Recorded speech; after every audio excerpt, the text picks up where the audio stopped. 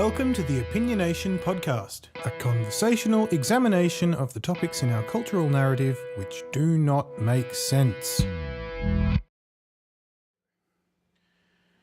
All right, I've cracked a fresh beer. It's a beautiful, absolutely gorgeous Saturday afternoon here on the coast in Victoria. And we've just done a recap of, I guess we added a bunch of information about the welfare episode from last time. So if we're going to move on now, well, I mentioned this earlier, but maybe it'll become a tradition to say, what's on your mind this week? He gives me a stony stare. I didn't stare at you. I stared off into space.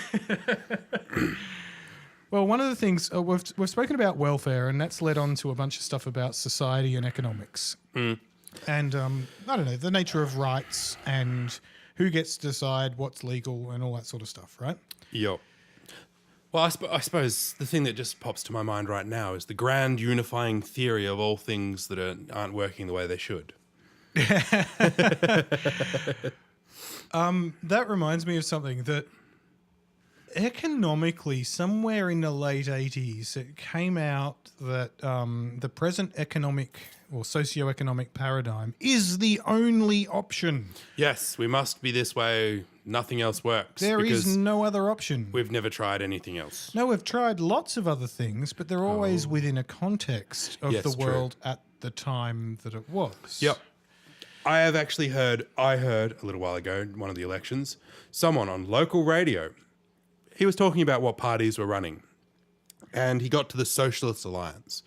And he's... Oh, yes, a bunch of young people with red flags. Yep. Yeah, the comment this presenter made on radio, a paid person to talk on a news broadcast, said something referring to the socialism about how could this still be a thing after the Cold War, and we've all seen how China and Russia turned out. I couldn't help but sort of be gobsmacked. Okay, there's a couple of things that this triggers all sorts of topics that I want to discuss, and I'm not sure if we're going to get to all of them. I wanted to start with the fact that China and Russia are communist, not socialist. I mean, that's the first thing that went up in my mind. Well, just a small correction. Soviet Russia was state communism, Yeah. which, when you really get right down to it, it's actually state capitalism. It's just that the state controls absolutely everything. Yeah. Now, the two countries in the world, in human history, that have had the most rapid and massive periods of economic growth are, funnily enough, Russia, Yeah. between World War I and about 1960. Yeah. You know, like 50 years of amazing economic growth. Space race, they were totally winning it. First in space, first Yep. satellite in space, first dog in space. It's not like this is an unproductive system. So we'll just put a pin in that for a sec. The other Yep. one was China. Yeah. Post World War II, the Chinese economic growth has been freaking amazing. Now, there is no capitalist country that has even come remotely close to that sort of growth. Yeah. Now, there's a couple of things about this that need to be said. Neither of these particular totalitarian states were particularly good for the average farmer. No. They didn't really have a pleasant life. They were absolutely restricted in all sorts of things that they were allowed to do. And seriously, that was something resembling a dictatorship over the economy. Yeah. Now, if we're going to say that these things failed, well, China hasn't yet, No. but say the Soviets failed, we have to include the context where that state communism was in direct conflict with the US. state capitalism. Yeah. So you can't really say that these two systems were independently...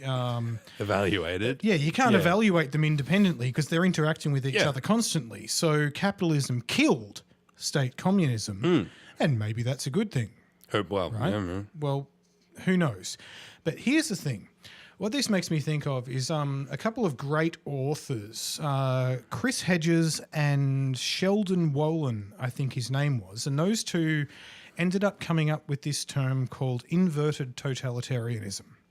Now, we know the totalitarian states of the Nazis and the Soviets and even to some extent the Chinese very totalitarian, and that means whatever state government there is, whatever nation state's government is in charge, takes direct control of the economy. Now, Hedges and Wolin did this thing where they examined how everything was going, and they coined this phrase, inverted totalitarianism. And what they mean by that is instead of the state controlling the economy, the corporations actually control the state. And if you look at the US at the moment, corporate power has far more power over the government than the people do. There was a Princeton study on that recently. Yeah, a little while ago. 2014. Yeah. Well, that found that there was a less than 1% correlation between what a voter expected its candidate to do and what he actually did. Oh, it was about popular opinion. They collated a huge amount of data of popular opinion in all sorts of surveys, like seriously, a massive whale load of data, and figured out that the policies that were actually enacted by government had no correlation whatsoever to the popular opinion at the time. However, they had almost, 90-something% correlation to lobbyist groups. Yes, so if you have money, you can enact a policy. Yeah. If you're an average citizen, say the bottom 85% of the entire nation state, the majority, of the United States, the people is how we should put it, they actually have no particular say over what policy is enacted at all.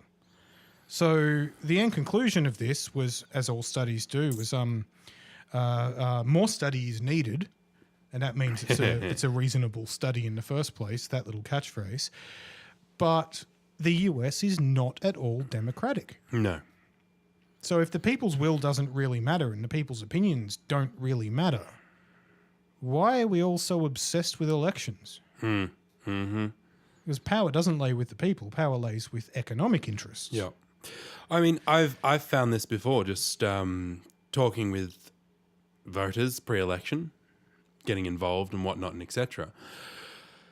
No matter who you talk to, most people have fundamental things they believe in. Most average people believe in community. They believe in looking after each other. They believe in all sorts of lovely socialist ideals.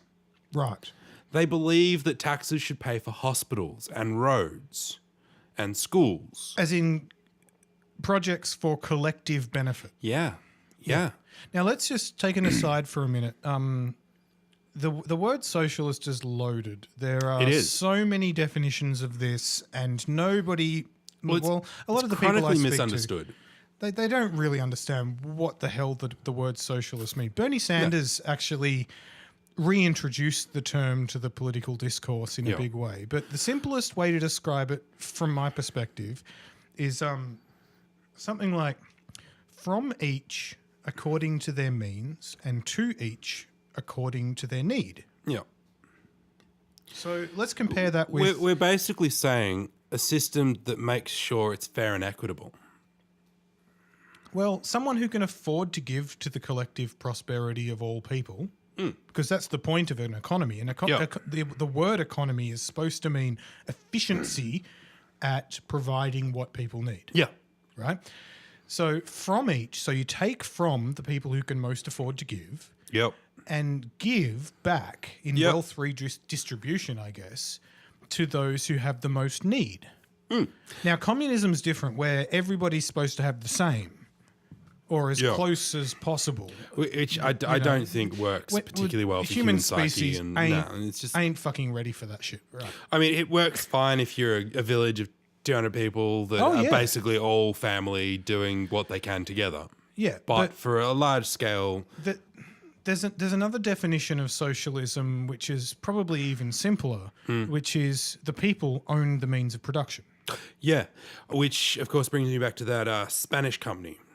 Oh, yeah, Mondragon. What is it, top 3 Spanish? Yeah, it was one of the largest corporations in Spain, and it's a global business that is owned collectively by the workers. Yeah. So they vote once a year or once every 6 months or something like that on what the pay rate is for their present leadership. And it turns out to be average out at about 8.5% disparity. Yeah. It's not just the pay rate for their leader; it's the pay rate for all positions, isn't it? Yeah, exactly. Yeah. So if someone's doing a dirty job, they're Yeah. washing the toilets or whatever the hell it is, people agree that they deserve Yeah. a little bit more money than the person working with paperwork. I kind of imagine the room sitting there going, all right, who's going to clean the chemical sluice gates or whatever it is? And everybody sort of looks at each other going, well, I don't want that job. So, all right, we'll pay, what do we reckon? 2% more? No. I'll do it for 10% more. All right, done. Yeah. That's democracy. Yeah. And so every single worker in this factory are basically, essentially, the shareholder of the factory. Exactly. So in the factory, they get their wage at the end of the day, which is great for the work they've done. And this is a wage that is agreed upon by the entire workforce of this particular corporation. Democratically agreed upon. Yeah. Now, the great thing is that everything they do for this corporation results and thus resulting in the profitability of the corporation. When the corporation posts a record profit or whatever it does, the dividends go to the shareholders, which is normal. But in this case, the shareholders are the people that did the work. And that is incentive. Exactly. Okay, so what, like when you're a worker in a collectively owned corporation, and it is a corporation legally, right? So Yeah. there's a few problems there, but the it idea has of to integrate. motivation and incentive for a worker to work harder, well, they're actually looking out for themselves because they have a share in the corporation, and if they work harder or they don't turn up late, then all they're doing is creating more prosperity for themselves. Mm-hmm. Now, let's compare that to a different model, the capitalist model of Before we move corporation. on, I would like to mention that 8.5% for extra for the CEO Yep. compared to the lowest That's income. the disparity of Yeah. the lowest employee and the highest employee's wage. Yeah. Which is a bit 30 years ago, I think Australia, we had about 10 times as much for, so 10, Really? 10% 30 more. years ago? Yeah, about 30 years ago, it was 10 times as much for a CEO as it was for the lowest paid worker in a group. And do you remember what it is now? It's at least 30 times. I've got some different figures in my head, and maybe you're right and maybe I'm right. But the thing is, I think 30 years ago it was about 100 times, and these days it's as much as 350 times. Yeah. So if someone I'm earns sure it 50 probably- grand a year, 350 times that is Yep. an astronomical CEO I think income. you could probably find, if you take all businesses, probably brings it a lot lower. yeah, Whereas see- if you only take corporations. Corporations, yeah. Yeah. So a corporation, 100. Now, here's the thing, though. Here's another way to describe socialism: is that every person on a factory, working in a factory, has a valuable job. Doesn't matter whether they're cleaning the toilets or doing the precision work to finish the product or whatever the hell's being produced. Right? There's a thing that everybody in that process is valuable because they're all necessary. Now, socialism says that the owner of the factory is the least important person in the entire process because if they suddenly stopped existing, the factory would function perfectly well. Yeah, it doesn't need to be owned for it So- to do its thing. When all the profit or I guess the capital goes to that one person Yep. or even shareholders Yep. who aren't the workers, that is a big leak out of the Yep. a leak of production, I guess, or something like that. Yeah. I suppose something else when we talk about socialism, just to bring into context for people in Australia, Medicare is a Right. socialist policy. Absolutely. If you break your arm, doesn't matter who you are. If you're a citizen, we'll fix your arm. You can go to a goddamn hospital and get attention. I in don't the care US, if you're rich or poor. now they've privatized in the US, and what is Yep. it? 40,000 people die every year because they can't afford medical attention. Oh, there's lots of statistics like Yeah. that. They've not only privatized their health care, where actually it's more to do with insurance. Well, Medicare is a public insurance in Australia. Yeah. Where whatever tax revenue there is from all the different sources, at least there's a basic right to get healthcare if you need it. Yep. And see, for me, that aligns with the Hippocratic Oath.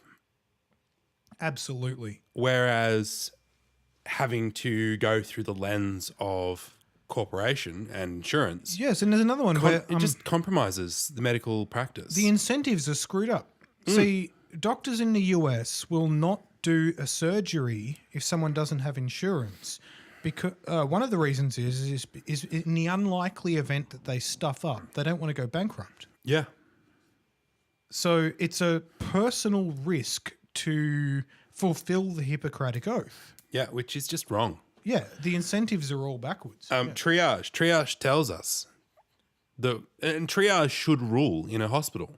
Those that need it most should get it first, not those that are socialist wealthiest. principle. Yeah. From each according to their means and to each according to their need. You rush into hospital with a severely injured child who's taken a head trauma. Yep.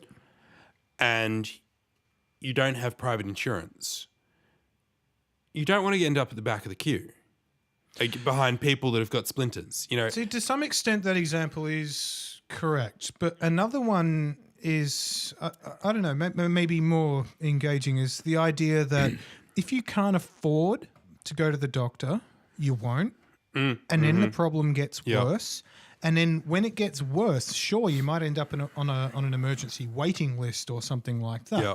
But by then you've already escalated the problem to the point where it needs major surgery, whereas in the first place, if Could've just dealt medicine with was it. free, you could have stopped it in the first, and saved a lot of money. And we all agree that, we have to, that people's lives should be looked after. Yeah, think about it this way. It's just the humane If thing your to do. kid's got some illness that you can't afford to treat, you will do anything in your power to make that kid well again. That's your kid. There are families in the US that literally have to sell their homes because they go bankrupt. Yeah, because their kid got sick. Yeah. It's ridiculous. And like, if you get sick to the point where you can't work, so you can't pay your insurance, and now you can't actually afford to get medical treatment for the whole goddamn thing that's stopping you from working in the first place. Privatization is a beautiful thing, It's isn't it? ridiculous. But this is a neoliberal policy in the sense that they think the entire world and all public services should be privately owned and profitable. The problem I have right now, with privatization of medicine, when you privatize medicine, you are saying that one child deserves to live more because their parents are wealthy than another child. Yes. Because their parents are poor. Yes. That Our is- entire society is based on the idea that a person's worth, their merit, Yeah. is based on their bank balance. Now, you can have, but then you get anti-abortion on top of that. And it's like, hang on, Oh, God. you're not allowed religion. to abort Yeah, the child, but you're not allowed to get medical attention for the child. Yeah, there's a weird doublethink Orwellian thing that goes on where the child before they're born has rights, but after they're born, you can not leave them so in the gutter much. to die because there's no medical insurance. It's ridiculous. So, and we're talking about socialism. Medicare is a socialist policy.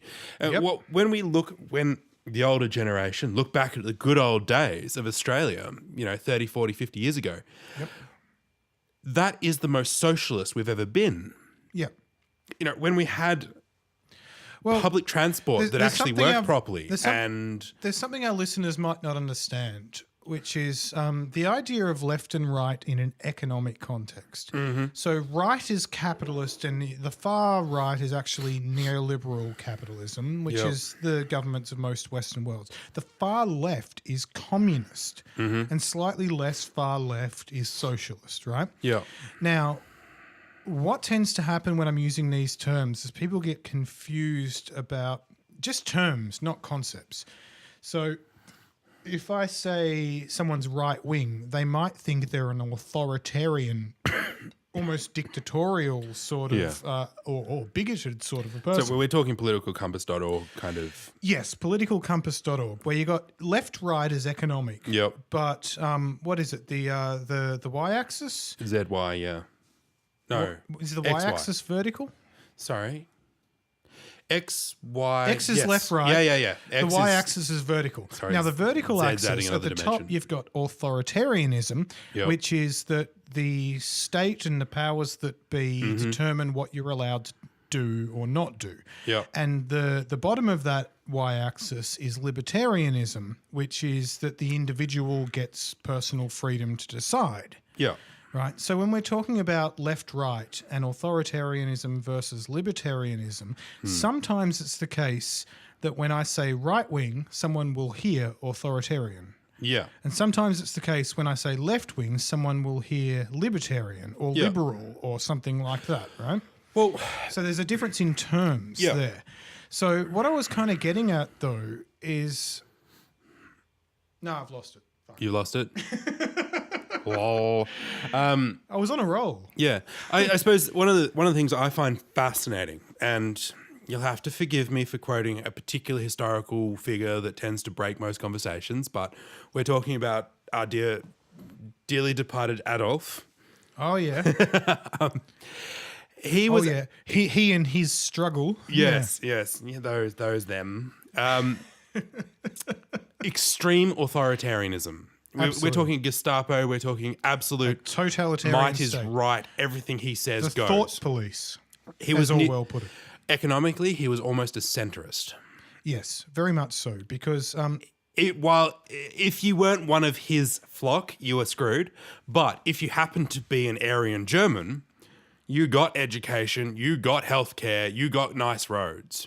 now that takes... Okay, there's a bunch of confusion about, that Nazi thing where National Socialism. Now, at the time, no Nazi called themselves a Nazi. It was actually It was a German for a British and start. American term for them that only Yeah. eventuated after the war.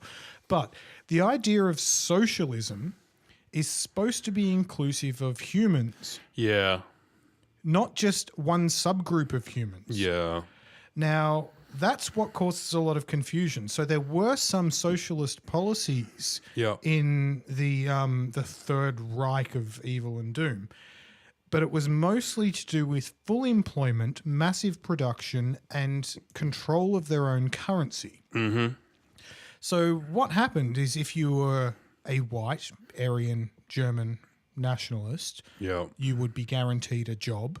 yeah. You would be guaranteed a certain standard of living.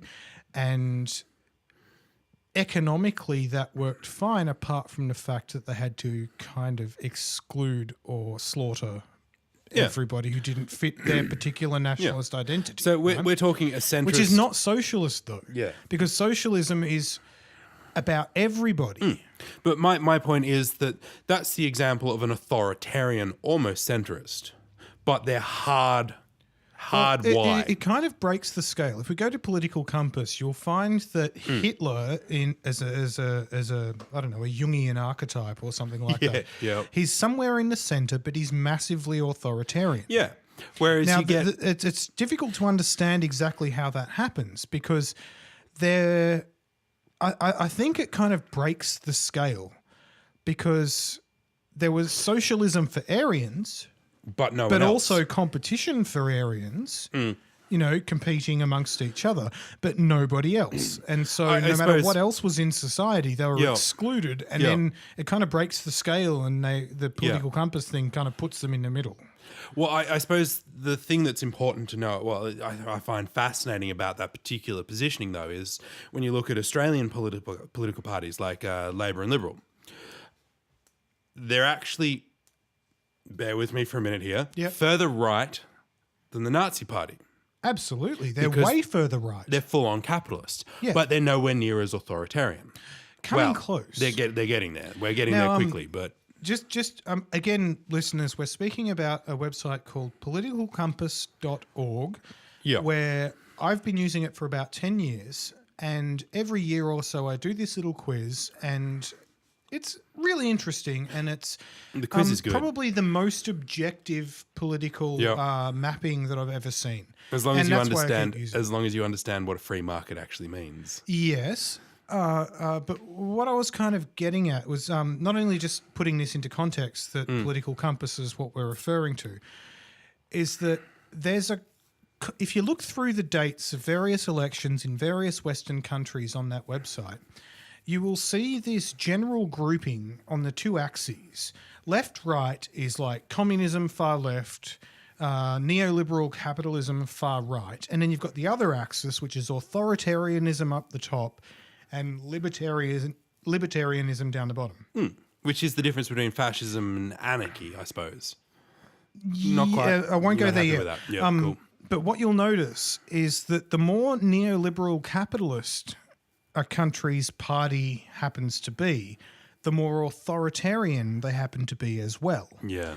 And the more left a country's parties are, the more libertarian they happen to be. So there's a correlative indication that left libertarian and right authoritarian is actually the left-right that most people consider when they speak of the terms left-right.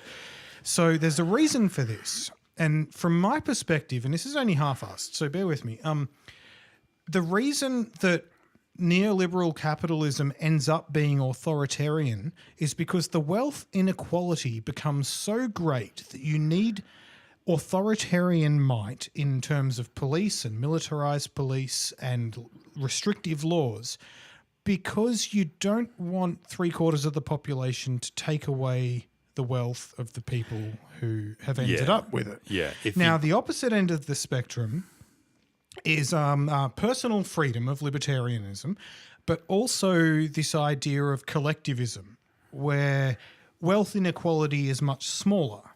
And so people have less to fight over if their socioeconomic status is actually closer to each other. So you get personal freedom out of the idea that, look, freedom comes in the free time you have after work's said and done. And the opposite end of the scale is freedom is only defined by the ability of a corporation to not be restricted by the democratic state. Yeah, okay, yep. So neoliberal capitalism and the resulting authoritarianism to defend the wealth inequality that eventuates, it just happens, right? That's what capitalism does. It's intrinsically unequal.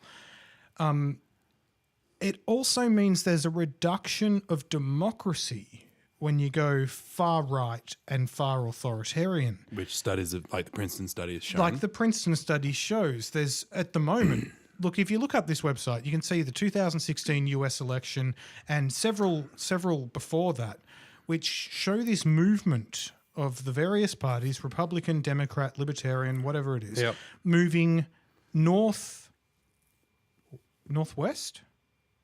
No, northeast. Sorry. Northeast. Moving northeast on the graph. Plus Y plus X. Yeah. Now, there's a couple of exceptions. For example, Stalinist Soviet stuff from the 40s onwards Soviet Russia. was authoritarian. Yes, it was. But also slightly left of center in the idea that it's collectivist. Yeah.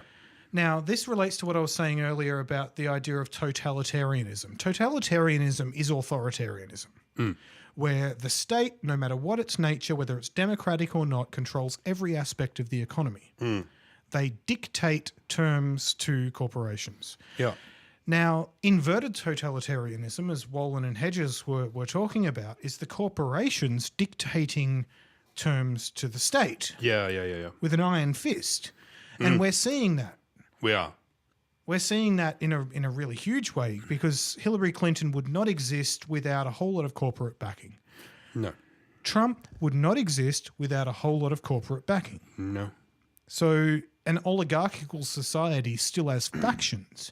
Yeah. But the thing is, Clinton and Trump are both on the right and authoritarian. Yeah. So it's sort of an illusion of choice. Yeah, it is. Clinton's actually less authoritarian than Trump, and Clinton's actually slightly right of Trump. Fascinating. Exactly. So anyway, check out politicalcompass.org, because I find it's the most objective website it is to quite map fascinating. political opinions. Yeah. One of the things I've realised from it, I've known this before checking it out, politicalcompass.org, but this is something that is a bit, cognitive dissonance or just a flaw in the political narrative of Australia. We believe that Labor is left and Liberal is right. There's a context.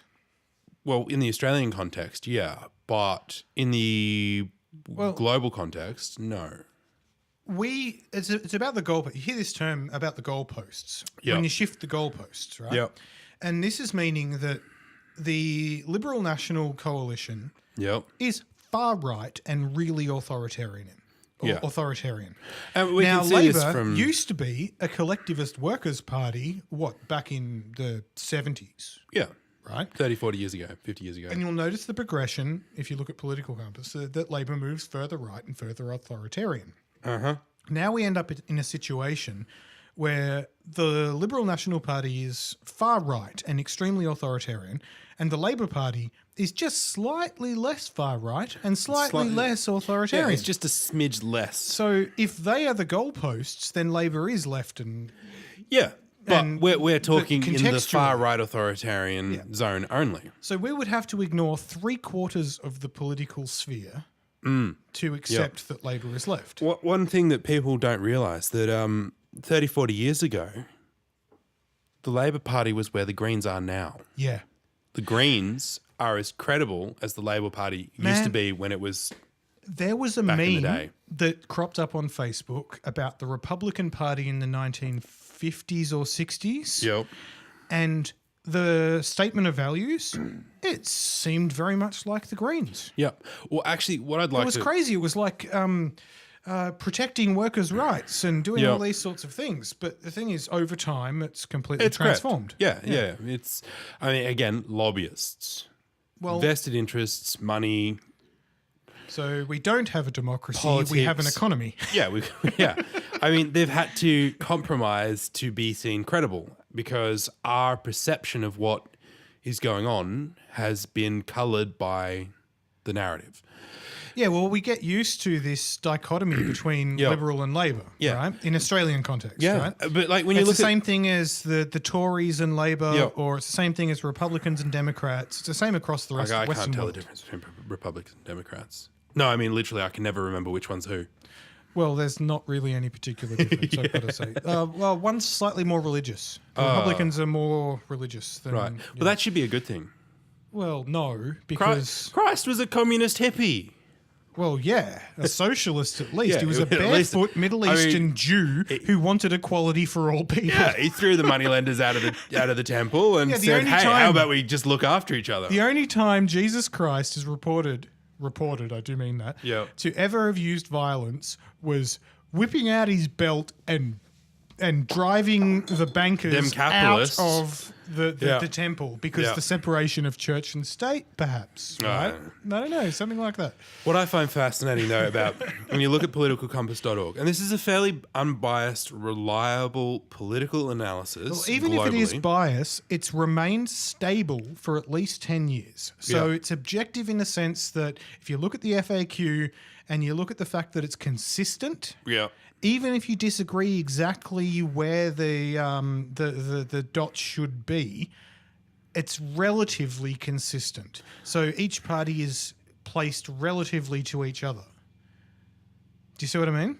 So even if far left and far right are something that you disagree with, the relative positions of the various parties across the Western world are consistent. Okay. Well, I was going to make a point, but sorry. it doesn't seem very valid now anymore. I was going to say that it shows that the Greens in Australia are actually the closest to centre party we've got. Yeah, they are a centrist party. Yeah.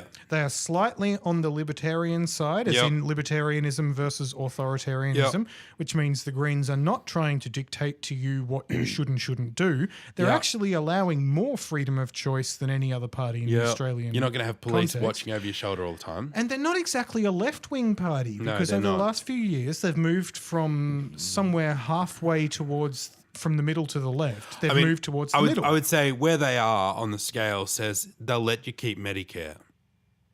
Well, that's a good point. That's about it. That's how left they are. We get to keep the good things we've got. Well, the Greens' leadership at the moment are indicating that, look, preserving capitalism is important. yeah, no, and that's the problem. Everybody's capitalist. Yeah. It's And almost as if we've all Yeah. forgotten that there are other choices. Yeah, and I say this deliberately. I say the problem legitimate is things, capitalism. putting profit above any other consideration. So individual profit, personal profit, private profit. Because collective profit is maybe a different thing. Still not really relevant. I mean, we're talking about survival and When we talk food about and- incentives, Yeah. if I said to you, I'll give you $1 billion to fuck over that bloke over there. Yeah, it's a hard offer to refuse. Yeah. But where may see here's where it gets sketchy, but I think human nature is far more towards the idea that I will do this to help others and myself. Yeah, well, I think I talked to you about this the other day. Individualism's a bit of a scam. It's it's a marketing tool. Individualism is a marketing tool. That's an entire episode waiting to happen. And I think at this point we might have to wrap up. What do you think? Is there anything you'd like to add?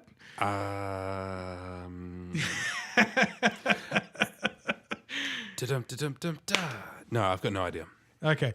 Well, need a we've beer. now discussed socialism and capitalism. Well, it's at least an introduction to these things, and we've referenced a website called politicalcompass.org, and I encourage you all to check it out and do the quiz because it might shake up your views that have been socially constructed. I would just like to add that when someone says socialism, don't think red's under the bed. Oh, God, no. No, it's not the case. Socialism's actually, I suppose the point that needs to be put across, socialism doesn't restrict your capacity to become wealthy. Socialism is more about making sure that there's no one that's poor. No, I would also say that it's making sure that no asshole is so wealthy that they're unassailable in political power. Yeah, I suppose separating money and power is one of the aspects. Yeah. But yeah, like the other thing is, in a socialist society, you work hard and you can become a very wealthy person.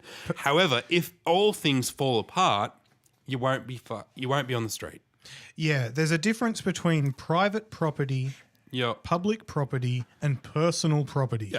Now, neoclassical economics says there's no difference between private property Yep. and personal property.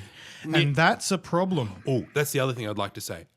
If you look up the definition or the origins of the term neoliberal, Yeah. you'll actually find it's a rebranding of fascism. Yeah. It's fascism with a more politically correct label. So those with wealth and power get less restriction by the democratic state. Yeah. You've got to remember that before World War II, fascism was just another political term being seriously discussed and considered amongst most of the major powers. Should we be fascist? Oh, I don't know. Sounds interesting. And then the Nazis sort of did the whole thing and, well, we better call it something else. And they called it neoliberalism. So when you hear neoliberalism, just remember they are actually saying fascist. Even if they're not exactly the same term, one results in the other. Yeah, and it doesn't mean they're going to gas people. I mean, No. Well, maybe. we're in a state of perpetual war, but, maybe that's another episode as well. Yeah. So I suppose that's just something I wanted to say. And yeah, do remember that socialism is things like Medicare. Or it's my footpath outside my house it's that the everyone roads. collectively pays for. It's the fact that you don't have to pay tolls to use everything. If you get just- sick, it just you means can don't get privatise medical crap. care. And if you privatize stuff, it means that you're asking a private group of people running a business or a corporation to make a profit from something that's absolutely essential to our society. Just remember, And that is the same thing as holding people to ransom. when the Commonwealth Bank posted record profits and is considered the most expensive bank in the world, just remember under socialism, those profits would have been for schools and hospitals. They would have been for us They would have been for us, not the CEO of Commonwealth Bank. or the shareholders. And this is the same for all banks and corporations. Well, mostly banks and other things that used to be publicly owned. That means owned by us. Yeah. Those profits, like for instance, Telstra, when Telstra They're makes a profit. privatizing my Medicare. Yeah. Yeah. It's our Medicare, it's our Telstra, it's our telecommunication network. Tell me that we can function as a society in the modern era without phones and internet. Try to get a job without a goddamn phone. Go on. I It is an guess essential service. if private corporations control the essential elements of our society, it's the same thing as feudalism, really, isn't Yeah. it? So the argument, Financial feudalism. yeah, the argument is that they run better under privatization, which is just false. It hasn't been the case. And Widely proclaimed, but there's little evidence for it. I suppose the thing is they're more profitable under private. Well, it's good for an economy, but the economy is measured by GDP, and But that that's doesn't the thing. measure Who distribution. cares if the Commonwealth Bank is profitable if none of it comes back to us? Exactly. If it was publicly owned like it used to be, the profits would be for schools. It would be useful to us, which Okay, it isn't so anymore. If I've got a Commonwealth Bank account and they post a record profit, all that says to me is I got charged too much. Yeah. Whereas in the, not that long ago, when they got a record profit, that would mean, oh, yeah, my kids are going to get extra textbooks. My hospitals are going to get a new MRI machine. The potholes roads in the are going to be road looked are gonna after. be fixed, yeah. The goddamn trains are going to be running on time. But what does it mean now? Someone's going on a yacht. Someone buys a yacht Yeah, someone's got a yacht. from their business in the Yeah, Caymans, yeah. We like our Prime Minister. Yeah, and we probably can't tax them because they've, donated to charity or something. No, because they went on strike and stopped paying tax, and we Yeah. haven't figured out a way to make that stop. Yeah, because they own it now. So basically, we should own the shit, not them. It's our stuff that's being privatized, and we should object. We should. It's our money, and they're taking it away. On that note, we're going to leave it for this time, and we'll see you next time. Peace. Love you. Peace.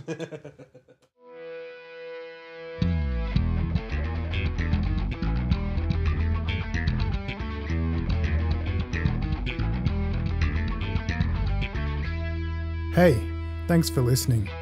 We hope our discussion was useful in providing additional perspectives about the topics of today. We hope you join us again next time. Bye-bye. Peace.